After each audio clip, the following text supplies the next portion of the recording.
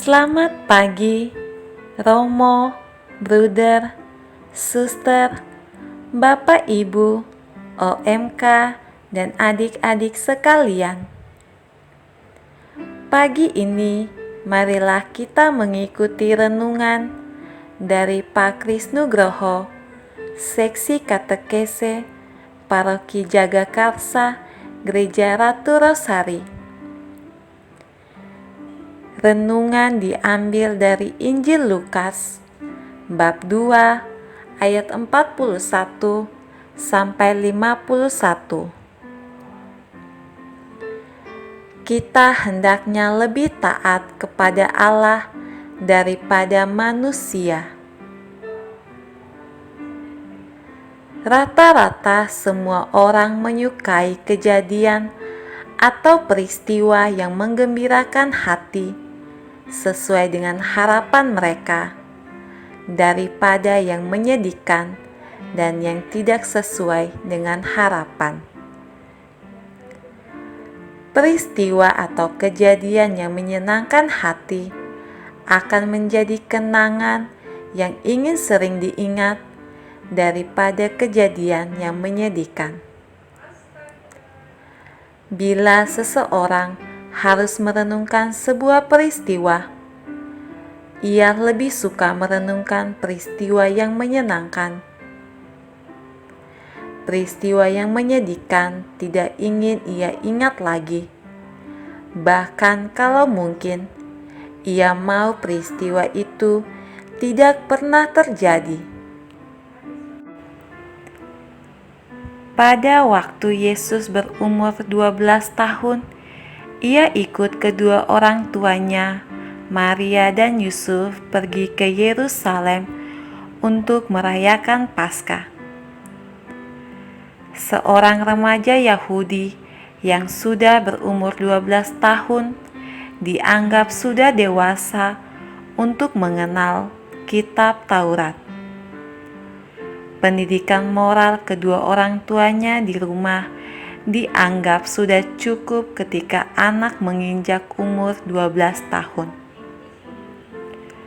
Mungkin karena Yesus sibuk dengan urusan pembicaraan tentang pelajaran Taurat di Bait Allah ketika saatnya pulang ke Nazaret. Seusai perayaan Paskah, ia tidak ada bersama kedua orang tuanya. Ia tetap tinggal di Yerusalem untuk mendalami kitab Taurat. Mengetahui bahwa Yesus tidak ada bersama mereka, kedua orang tuanya kembali ke Yerusalem untuk mencarinya. Sesudah 3 hari, Yesus diketemukan di Bait Allah, sedang duduk di antara para ulama, mendengar mereka mengajukan pertanyaan-pertanyaan. Semua orang yang mendengar dia heran akan kecerdasan dan jawaban-jawaban yang ia berikan. Bagi Yesus, peristiwa itu rupanya sungguh berkesan dan menyenangkan, sampai-sampai ia tidak pulang bersama orang tuanya. Yesus sebagai remaja belajar dari Yusuf ayahnya dalam menghayati imannya, iman Israel, dan taat pada hukum. Tetapi bagi kedua orang tuanya, peristiwa itu membuat mereka khawatir dan resah. Mereka takut kalau sesuatu yang tidak diharapkan telah terjadi pada diri Yesus. Maka ketika Maria dan Yusuf menemukan Yesus di Bait Allah, di antara para ulama yang sedang membicarakan kitab suci, bukan main senangnya mereka. Namun perasaan senang itu segera berubah menjadi kegetiran ketika Yesus menjawab pertanyaan mereka, mengapa Ia berbuat demikian. Jawaban Yesus yang berupa pertanyaan, "Mengapa engkau mencari Aku? Tidakkah engkau tahu bahwa Aku harus berada di rumah Bapa-Ku?" Bagaikan suatu halilintar menyambar hati kedua orang tuanya. Diceritakan bahwa Maria tidak mengerti makna jawaban Yesus itu dan hanya menyimpan dalam hati kejadian itu, meskipun akhirnya Yesus ikut pulang bersama mereka. Dalam bahasa Semit, kata menyimpan dalam hati berarti merenungkan sesuatu berulang-ulang sehingga memahami mengapa sesuatu telah terjadi. Akhirnya Bunda Maria mengerti bahwa dengan jawaban itu Yesus hendak mengatakan bahwa Ia adalah Putra Allah yang harus melakukan kehendak Bapanya di dunia ini.